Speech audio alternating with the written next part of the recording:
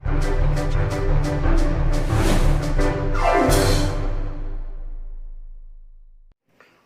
to all of you in Harpreet's Biology. Let's start with the second part of the central nervous system, that is spinal cord. तो आज हम बात करेंगे spinal cord की, क्योंकि brain जो है हमने पिछली वीडियो में कंप्लीट किया था। तो अगर आपने नहीं देखा वीडियो तो वहां पे आके आप उसको देखें। उसके बाद हम बात करेंगे स्पाइनल कॉर्ड की। तो स्पाइनल कॉर्ड की अगर बात करें, so it also play an important role in control and coordination of the body. तो जैसे हमें पता है कि ब्रेन जो बड़ा इंपॉर्टेंट रोल प्ले कर रहा था, तो स्पाइनल कॉर्ड भी बहुत ही ज्यादा इंपॉर्टेंट रोल प्ले करता है। कारण क्या है? कारण ये है क्योंकि स्पाइनल कॉर्ड हमारे जितने भी ऑर्गन्स हैं, जैसे हमारा हार्ट है, हमारे लंग्स हैं, हमारा किडनी है, हमारे फीट हैं, हैंड है, फिंगर्स हैं, मसल्स हैं, ये सब चीजें जो होती है हमारे सेंसरी ऑर्गन से ब्रेन कनेक्टेड है। लेकिन इन सभी ऑर्गन्स को ब्रेन से कनेक्ट करता कौन है?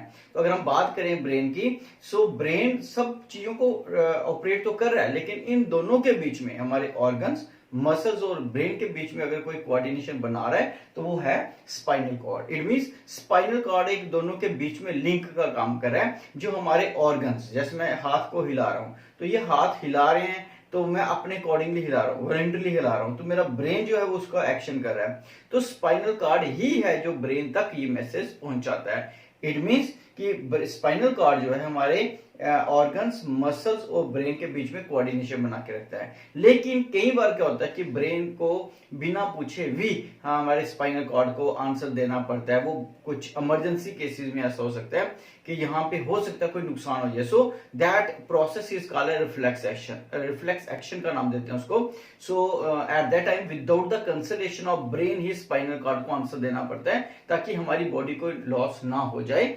सो इट मींस ये ब्रेन की तरह काम कर सकता है अगर जरूरत पड़े तो। सो आज इसी की बात करें, हम इसकी डिटेल में बात करेंगे कि स्पाइनल कॉर्ड है क्या, इसका ओरिजिन कहां से होता है, कितने नंबर में है, किस तरह से फैला है, सब कुछ हम बात करेंगे। तो स्टार्ट करते हैं हम। सबसे पहले part of the central nervous system. तो फर्स्ट पॉइंट इज कि साथ साथ मैं इसको समझा रहा हूं, साथ साथ मैं आपको प्रैक्टिकली थोड़ा सा बताऊंगा।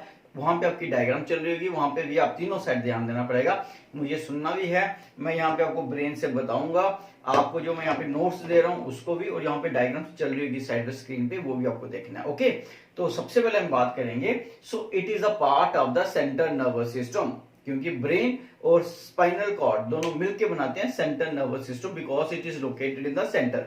हमारी बॉडी के बिल्कुल सेंटर में ही होता है, इसलिए हम इसको बोलते हो कि part of the central nervous system.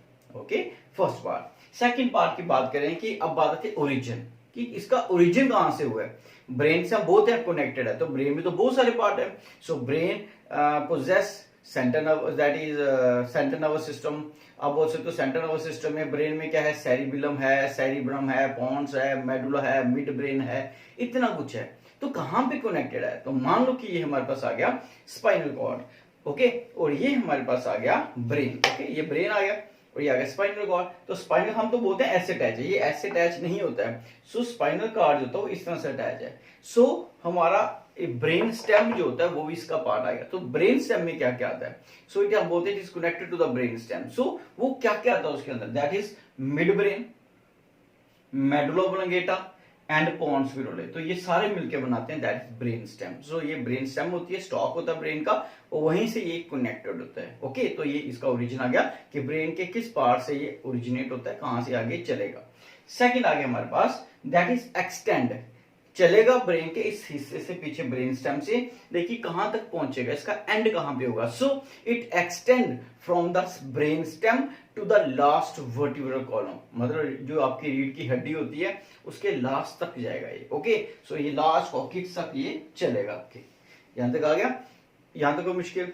Okay, next आ गया प्रोटेक्शन। तो अगर मैंने बोला कि ये ब्रेन की तरह है, सेम जिस चीज से ब्रेन बना है वैसे ही ये बना है। तो वहां पे आप डायग्राम देखोगे तो वहां पे देख रहे होंगे आप कि जैसे आपने ब्रेन में देखा था वहां पे भी ग्रे मैटर था और व्हाइट मैटर था। ओके, मैंने बताया था एक आपको पीछे वीडियो में कि ग्रे मैटर और व्हाइट मैटर क्या होता है। तो ग्रे मैटर और व्हाइट मैटर अगर आप देखोगे वही मटेरियल इसके पास भी है। किस पर? Spinal cord.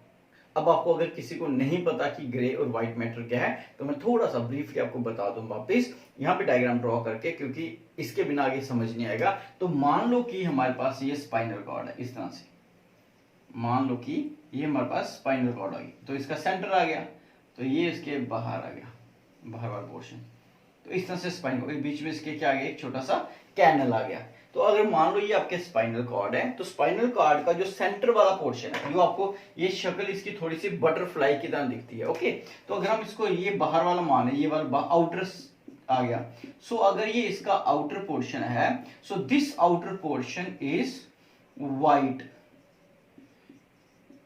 ओके। ये आपको व्हाइट दिखेगा, और ये वाला जो इनर पोर्शन है ये दिखेगा आपको ग्रे, ओके। और ये नीचे इस सेंटर में आ गया इसका, दैट इज कैनाल।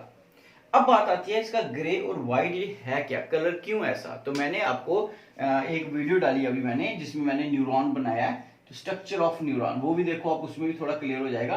तो स्ट्रक्चर ऑफ न्यूरॉन अगर आपको पता है, तो आपको पता होगा न्यूरॉन में क्या होता है, एक होता है एक्सॉन, और ये होता है सेल बॉडी, जिसको साइटोन का नाम देते हैं, ओके। तो जो एक्सॉन मैंने बताया था वीडियो में, तो एक्सॉन में क्या होता है, एक्सॉन को बनाने, एक्सॉन के ऊपर एक शीट होती है, मैंने बताई थी शीट होती है, और माइलिनेटेड शीट होती है, उसको बनाने वाला फैट्स है, और फैट्स का कलर क्या होता है, व्हाइट। तो इट मीन इतना जो पोर्शन है, ये वाला पोर्शन है, ये किस कलर का होगा, अगर ये फाइबर से बनी है और वो फाइबर व्हाइट कलर की है, तो ये व्हाइट कलर का होगा। मान लो जैसे ये, अब मान लो ये ग्रे कलर है और ये व्हाइट कलर है, तो अगर मैं सभी के सभी चीजों को ऐसे मिला दूं, ओके, तो आप बताओ जो सेंटर वाला पोर्शन वो कैसा बन जाएगा, व्हाइट। ये कैसा बन जाएगा, व्हाइट। तो इसका मतलब यहां पे जो न्यूरॉन, ये व्हाइट है, तो ये वाला पोर्शन क्या हो गया, न्यूरॉन किस तरह से है, ये बाहर वाला व्हाइट है, तो क्या है कि जो एक्सॉन है उसकी इस तरह से पोजीशन होगी। सारे के सारे साइटोन जो हैं वो अंदर वाली साइड है, साइटोन कहां पे है, अंदर वाली साइड, और बाहर क्या है, एक्सॉन, जिस कारण इसका यहाँ पे व्हाइट कलर है, और अंदर साइटोन होने के कारण वो ग्रे कलर में है। बड़ी इंपॉर्टेंट चीज है, बड़ी बार पूछा जाता है कि ब्रेन के और स्पाइनल कार्ड के ग्रे मैटर और व्हाइट मैटर में क्या अंतर है। अंतर यही है कि जो ग्रे मैटर होता है, बनाता कौन है इसको, न्यूरॉन्स बनाते हैं। तो जो ग्रे मैटर होता है वो सेंटर में होता है स्पाइनल कॉर्ड के केस में, स्पाइनल कॉर्ड के केस में। लेकिन अगर हम बात करें ब्रेन की, तो ब्रेन का इसका अपोजिट होता है। ब्रेन में क्या होगा, ब्रेन में सेंटर में क्या होगा, सेंटर में होगा दैट इज व्हाइट, और बाहर क्या होगा, ग्रे। तो वहां पे भी आपको पता चल गया। तो उस केस में जो एक्सॉन होता है वो इस साइड होता है, व्हाइट वाली साइड, और जो साइटोन होता है वो कहां पे होता है, वो बाहर वाली साइड होता है, ओके।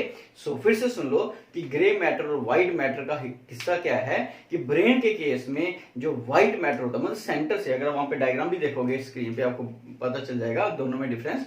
तो जो ब्रेन के केस में सेंटर से वो व्हाइट होता है, बाहर से ग्रे होता है।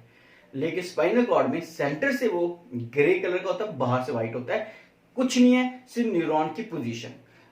ब्रेन के केस में न्यूरॉन का जो साइटोन है वो कहां पे है, वो बाहर वाली साइड है। मान लो ये ग्रे कलर का है और ये व्हाइट का, और व्हाइट कहां पे, सेंटर वाली साइड। इसलिए ब्रेन सेंटर से व्हाइट होता है, बाहर से ग्रे होता है, और यहां पे उसका अपोजिट हो जाएगा। So this is as far as the white and grey matter is concern. तो मैंने बोल दिया यहाँ पे कि प्रोटेक्शन क्या बात करते हैं, तो मैंने भी यहाँ पे बताया आपको।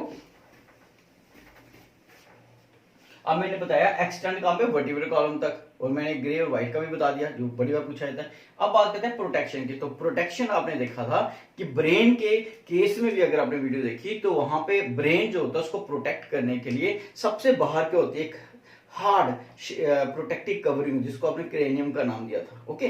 सो ये बोनी स्ट्रक्चर जो होता है इसको आप बोलते हो दैट इज क्रेनियम। इसके अंदर क्या होती है, ब्रेन में मेनिंजिस थी। सेम केस में हमारे पास जो स्पाइनल कॉर्ड होती है, मान लो ये स्पाइनल कॉर्ड है, ये क्या आ गया, अभी मैंने बनाया था थोड़ी देर पहले, ठीक है, ये आ गया। अब मान लो इसका इनर पोर्शन आ गया, ये इसका आउटर आ गया, तो इसके बाहर भी क्या होती हैं, लेयर्स होती हैं। और कौन सी लेयर होती है, सेम वही जो ब्रेन को कवर करती है, वही यहाँ पे करेंगी, डूरा mater, arachnoid and pia matter. तो मान लो कि मैं बिल्कुल सिंपल बना रहा हूं कि ये क्या आ गई, कौन सी, डूरा मैटर, ओके। और इसके बाहर कौन सी होगी, दैट इज अरेक्नॉइड, और इसके बाहर कौन सी होगी, दैट इज पाया मैटर। ये आ गई। तो ये तीनों की तीनों लेयर क्या करती है, ये इस स्पाइनल कॉर्ड को प्रोटेक्ट करेंगी। फिर से सुन लो कि जैसे ब्रेन को प्रोटेक्ट करने के लिए मेनिंजिस थी, उसी तरह से हमारे पास स्पाइनल कॉर्ड को प्रोटेक्ट करने के लिए भी मेनिंजिस होती है। सेम मेनिंजिस, नाम भी सेम है। And these meninges are dura mater, arachnoid and pia mater. और सेंटर में कैनाल होता है, एक सुराख होता है, और उसमें भी एक फ्लूइड होता है, that fluid is called cerebrospinal fluid. अब बात आती है कि ब्रेन के बाहर तो एक बहुत हार्ड कवरिंग थी, जिसको आप सिर में ये बोलते हो स्कल, जिसको आप बोलते हो क्रेनियम। तो इसके पास भी एक कवरिंग होती है, लेकिन उसको क्रेनियम का नाम नहीं देते, उसको आप बोलते हो वर्टिब्रल कॉलम। मान लो ये मैंने बार बना दी, एक ये बना दी, तो ये क्या बना दी मैंने, ये एक वर्टिब्रल कॉलम, जिसको रीढ़ की हड्डी बोलते हो। तो ऐसे बहुत सारे, नियर अबाउट 31 बोल सकते हो, बहुत सारे हमारे पास आपस में वर्टिब्रल कॉलम्स होते हैं, वर्टिब्रेज होते हैं, जुड़े होते हैं, और उनके सेंटर में हमारे पास स्पाइनल कॉर्ड है, और स्पाइनल कॉर्ड को प्रोटेक्ट करने के लिए meninges as well as vertebral column, जब वर्टिब्री होती है, ओके। सो ये उनको प्रोटेक्ट करती है। तो ये आ गया वर्टिब्री, ये आ गई मेनिंजेस, ओके, और ये हमारे पास आ गया सेंटर में स्पाइनल कॉर्ड। तो ये हमारे पास आ गया प्रोटेक्शन। तो इसको पूरी तरह से प्रोटेक्शन है, ताकि कोई भी बाहर से नुकसान ना हो, क्योंकि बड़ा डेलिकेट स्ट्रक्चर होता है। उसके बाद हम बात करेंगे कि इसके फंक्शन की, कि ये जो स्पाइनल कार्ड है ये फंक्शन परफॉर्म क्या करेगा। तो मैंने अभी बोला था पहला काम तो यही है इसका, कि ये कनेक्शन मेंटेन करता है, लिंक बना के रखता है ब्रेन के और हमारे पूरे बॉडी पार्ट के। अगर किसी को भगवान ना करे एक्सीडेंट होता है और उसका पीछे से लंबर से, सैक्रल से, कहीं से भी रीढ़ की हड्डी टूट जाती है, वहां टूट जाती है, तो मान कहीं से भी टूटेगी तो उसका उस पार्ट से कनेक्शन टूट जाएगा ब्रेन का। इट मीन उसका वो पार्ट, ऊपर वाले तो काम करेंगे, हो सकता है नीचे से पैरालाइज हो जाए। क्यों? क्योंकि नीचे वाला जो स्पाइनल कार्ड का कंट्रोल करने वाला हिस्सा था, उसका ब्रेन से कंट्रोल खो चुका है। मान लो कि आप घर में एक तार लगाते हो, 10 बल्ब लगा देते हो, 8 बल्ब तक तो आपकी लाइट ही चली थी, आगे से कनेक्शन कट गया तो वो 2 बल्ब जो है लास्ट में नहीं चलेंगे। इसी तरह से हमारा पूरी बॉडी स्पाइनल कार्ड ही चला रही है, तो यहां से वो कट करेगा, यहां से वो वर्टिब्रल कॉलम दब जाएगा या फिर कट जाएगा एक्सीडेंट में, कैसे भी, तो क्या होगा, वो नीचे वाले बॉडी पार्ट होंगे जो उस हिस्से से नीचे होंगे वो काम नहीं करेंगे। तो खुद ही हिसाब लगा सकते हो कि ब्रेन भी काम नहीं करेगा, आपका साथ नहीं देगा अगर स्पाइनल कार्ड साथ नहीं दे रही है। सो इतना इंपॉर्टेंट काम ये करती है, पहला। दूसरा काम होता है स्पाइनल कार्ड का, कि स्पाइनल कार्ड कई बार खुद अपने से रिस्पॉन्स देती है, and that reaction is called as reflex action, मतलब without the consultation of the brain. आपको आंसर देना है, कोई चलते चलते आपका हाथ किसी पिन पे लग जाता है, तो आप ब्रेन से नहीं पूछ सकते कि भाई मैं हाथ पीछे करूं या ना करूं। तब स्पाइनल कार्ड ही क्या करता है, एक आंसर लेता है और आंसर देता है बिना ब्रेन को पूछे। आपका हाथ किसी गर्म चीज पे लग जाए तो आप वेट नहीं करते, ब्रेन को नहीं पूछते कि हम हाथ पीछे करें या ना करें, आपका मसल उसी टाइम पीछे कर देता है। That action is called as reflex action, okay. तो तब जो आंसर होता है वो ब्रेन नहीं देता, वो आपका स्पाइनल कॉर्ड देता है। इट मींस इसके बाद ब्रेन वाली प्रॉपर्टीज भी हैं कुछ हद तक।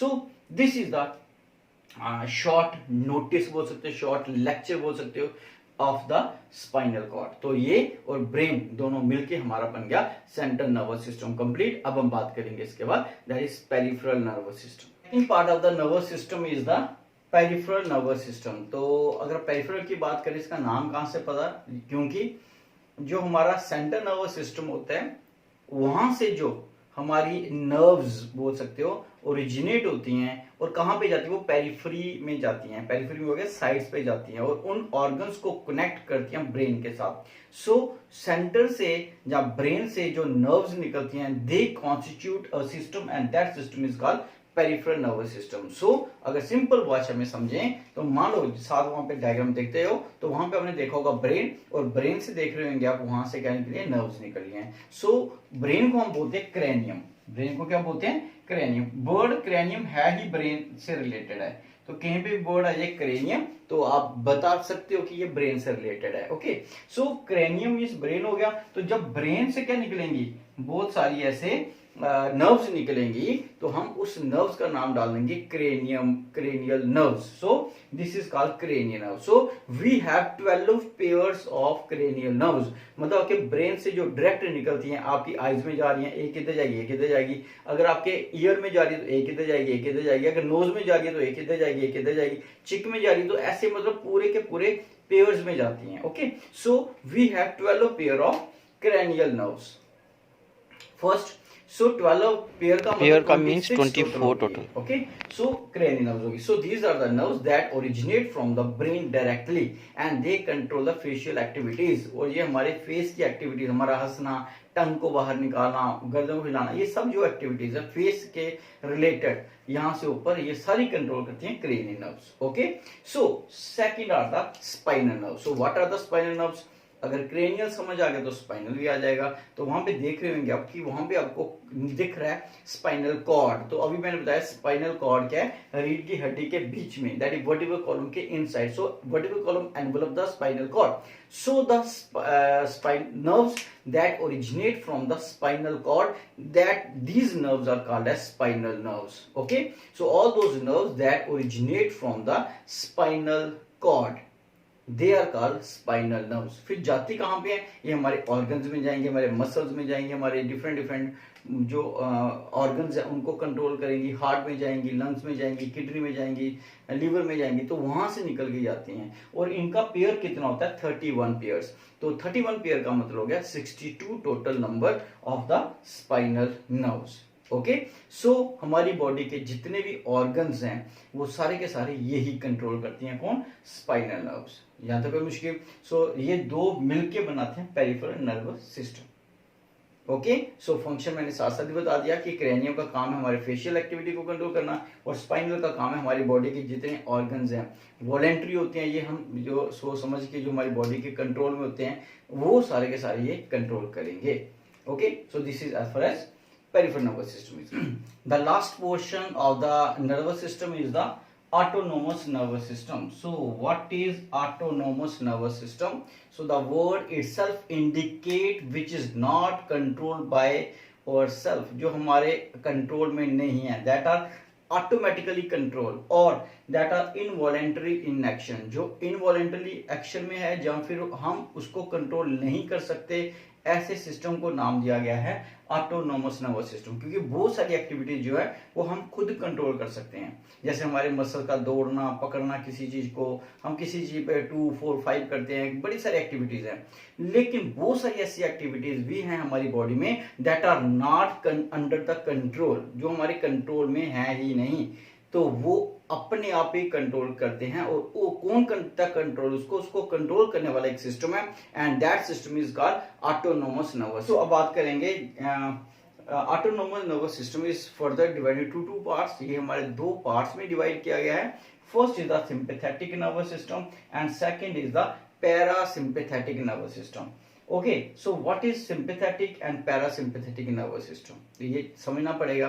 तो मैंने अभी बोला कि अगर हमारी बॉडी के कुछ रिएक्शंस हैं, कुछ एक्शंस हैं, कुछ काम है जो हमारे कंट्रोल में है, जैसे मैं 1-2 एग्जांपल देख के बात करता हूँ। जैसे हम बात करें हमारी बॉडी का प्यूपिल जो है, वो अगर आप अंधेरे में जाते हो तो वहां पे अंधेरा ज्यादा है तो आपको रोशनी ज्यादा चाहिए ताकि कोई चीज दिखे, तब हमारी बॉडी का जो आईज का प्यूपिल होता है वो क्या करेगा? एक्सपैंड करेगा, रिलैक्स करेगा, ताकि ज्यादा से ज्यादा लाइट को वो वहां पे अंदर एंटर करने दे। लेकिन जब हम वहीं से उठ के, थिएटर से उठ के कहां पे आते हैं, अंधेरे से उठ के लाइट में आते हैं, तो बहुत ज्यादा लाइट होने से हमारी बॉडी के सेल्स को नुकसान हो सकता है। So it prevent from that damage. किस तरह से? ये हमारे प्यूपिल को कंस्ट्रिक्ट कर देगा। इट मीन 2 काम हो रहे हैं, एक में रिलैक्स कर रहा है, एक में कॉन्ट्रैक्ट कर रहा है। तो अगर 2 काम हो रहे हैं तो 2 सिस्टम चाहिए। सो एक सिस्टम होगा जो उसको कॉन्ट्रैक्ट करेगा, एक उसको रिलैक्स करेगा। Okay, so that's why there are 2 parts. First is the sympathetic and second is the parasympathetic. तो ये दोनों एक दूसरे के अपोजिट काम करते हैं। जैसे एग्जांपल लेके देखते हैं, मैंने यहाँ पे एक चार्ट बनाया छोटा सा, बड़ा इंपॉर्टेंट, और साथ ही साथ आप वहां पे इसको देखोगे भी क्या है। तो हार्ट की अगर बात करें, तो जो हार्ट की बात करें तो इंक्रीज कॉन्ट्रैक्शन, तो ये सिंपैथेटिक जो है ये हार्ट की रेट बढ़ा देगा, हार्ट बीट बढ़ा, धक धक धक धक धक धक ऐसे तेज होगा। क्यों होगा? क्योंकि सिंपैथेटिक नर्वस सिस्टम इसको इंक्रीज कर रहा है। लेकिन थोड़ी देर के बाद आपका क्या होगा? पैरासिम्पैथेटिक इसको रिलैक्स कर देगा। अब बात आती है ये इंक्रीज क्यों कर रहा है। फिर बात आती है सिंपैथेटिक को क्या जरूरत पड़ी है कि हमारे हार्ट बीट को तेज करे, क्योंकि हो सकता है कि हम उस टाइम एक्सरसाइज कर रहे हो, फिजिकल लोड हमारे पे ज्यादा हो, जिस कारण क्या होगा कि अगर हमारे फिजिकल लोड ज्यादा, एक्सरसाइज करें तो हमारी बॉडी को ऑक्सीजन ज्यादा चाहिए। तो ऑक्सीजन ज्यादा तभी आएगी जब हमारा ब्लड लंग्स तक जल्दी जाएगा, ज्यादा से ज्यादा जाएगा, तेजी से जाएगा। तो वो तभी जाएगा जब हार्ट बीट तेज होगी। तो इट मीन्स जब भी कोई आप ऐसा काम करोगे जिसमें फिजिकल एक्सरसाइज लग रही है, कुछ फिजिकल लोड हो रहा है, तो सिंपैथेटिक एक्टिव हो जाएगा और वो ब्लड को बीट तेज करवाएगा। लेकिन थोड़ी देर के बाद आफ्टर 5 और 6 और मिनट्स और 50 मिनट्स और 1 आवर, तो आप देखोगे कि हमारी बॉडी क्या करेगी, रिलैक्स करेगी। जब रिलैक्स करेगी तब आपको ऑक्सीजन की उतनी सप्लाई नहीं चाहिए, आपको एनर्जी की सप्लाई कम चाहिए। At that time parasympathetic nervous system work. Okay, so वो क्या करेगा, then it decrease the contraction. So वो जो ऐसे हो रहा था वो आराम से होगा। ओके, सो ये इस तरह से काम करेगा। तो एग्जांपल दे दें। नेक्स्ट आ गया ब्लड वेसल्स। तो ब्लड किसके अंदर चल रहा है, ट्रेवल कर रहा है, दैट इज ब्लड वेसल्स के अंदर। So all the blood travel inside the blood vessels. So sympathetic nervous system contraction of the blood vessels, तो ब्लड को कॉन्ट्रैक्ट करवाएगा, ब्लड वेसल्स को। जब ब्लड प्रेशर, इसी से ब्लड प्रेशर इंक्रीज भी करेगा, ब्लड तेज फ्लो करेगा, और ये उसका अपोजिट करेगा, पैरासिम्पैथिक को कॉन्ट्रैक्ट से डिक्रीज कर देगा, उसकी कॉन्ट्रैक्शन को डिक्रीज कर देगा। लंग्स की बात करें तो लंग्स के अंदर लास्ट में क्या होता है, ब्रोंकाई होता है, ब्रोंकस होता है, ब्रोंकियोल होता है। तो उनको क्या करेगा sympathetic nervous system, dilate bronchi, dilate means बड़ा कर देगा। तो जब डायलेट करेगा तो ऑक्सीजन का सब सप्लाई ज्यादा होगा, और ये क्या करेगा, उसको फिर से अपनी ओरिजिनल पोजीशन पे लाएगा, कंस्ट्रिक्ट द ब्रोंकाई, उसको टाइट कर देगा। ओके, तो ये भी काम हो गया। आईज की बात करें तो मैंने अभी बोला था, तो आई को डायलेट कौन करता है, डायलेट का काम कौन करेगा, दैट इज सिंपैथेटिक, और उसको कंस्ट्रिक्ट का काम कौन करेगा, पैरासिम्पैथेटिक। फिर बात है ना स्टोमक। तो हमारे बॉडी के अंदर स्टोमक है, स्टोमक का काम होता है डाइजेशन में, और डाइजेशन में अगर आप देखोगे सो सिंपैथेटिक क्या करता है, inhibit the secretion of the gastric juice, whereas it stimulate the secretion of the gastric juice. ठीक है, तो उसी से आगे डाइजेशन, प्रोटीन की होगी, रैनिन होगा, पेप्सिन होगा, सब कुछ। नेक्स्ट आ गया यूरिनरी ब्लैडर। तो यूरिन को पास आउट करना है, तो उसके लिए भी इनकी जरूरत है। तो ये क्या करता है, उसको रिलैक्स करता है, और ये क्या करता है, उसको कॉन्ट्रैक्ट कर रहा है। ओके, सो कहने का मतलब ये आ गया कि ये भी दो ऐसे हैं जो हमारे कंट्रोल में नहीं है, लेकिन ये हमारी बॉडी को बड़े अच्छे तरीके से संभाल रहे हैं। ओके, हमें बिना बताए, और होना भी चाहिए। जैसे रात को सो रहे हैं तब हमारा रेस्पिरेशन हो रहा है, हमारा हार्ट बीट हो रहा है, यूरिनरी ब्लैडर कॉन्ट्रैक्ट करें, रिलैक्स करें, तो सारे के सारे इंपॉर्टेंट हैं, और ये खुद ही उनको संभाल रहा है। तो इस तरह से हमने देखा हमारे पास कितने सिस्टम थे, 3 सिस्टम थे। तो सबसे पहले हमने कौन सा देखा, हमारे पास था नर्वस सिस्टम के 3 पार्ट। सेंट्रल नर्वस सिस्टम बनाने वाला कौन है, brain and spinal cord. Brain मैंने पिछली वीडियो में बताया था, स्पाइनल कॉर्ड के आगे वाला हमने आज किया। फिर सेकंड नंबर पे हमने देखा था, हमारे पास था पेरिफेरल नर्वस सिस्टम। तो पेरिफेरल नर्वस सिस्टम को भी आज हमने किया, दैट इज फर्स्ट आ गया स्पाइनल नर्व्स, एंड देन आ गया cranial nerves, and the last is the autonomous nervous system, where we study sympathetic nervous system and parasympathetic nervous system. This is the whole summary of the flow chart of the nervous system. तो ये पूरा nervous system का पूरा detail में आपको बता दिया, और लास्ट में फिर से मैं आपको एक बार बताऊंगा कि जितना भी हम पढ़ रहे हैं, मैं बार बार बोल रहा हूँ, तो रिक्वेस्ट करता हूँ आपसे कि अगर आपको वीडियो अच्छी लग रही है तो हमारी वीडियो को आगे आप सब्सक्राइब भी करें, बेल आइकन भी दबाएं, क्योंकि बच्चे बोलते हैं सर हमें बार बार वीडियो चाहिए आपकी। तो वो तभी होगी कि अगर आप बेल आइकन दबाते तो आपको हर तीसरे दिन में आपको एक वीडियो बना रहा हूँ, आपको मिलेगी। और मैं चाहता हूँ बायोलॉजी के हमारी जो फैमिली है वो बड़े, बार बार बोल रहा हूँ, तो प्लीज आप इसको ज्यादा से ज्यादा शेयर भी करें। Thank you, thank you, thank you.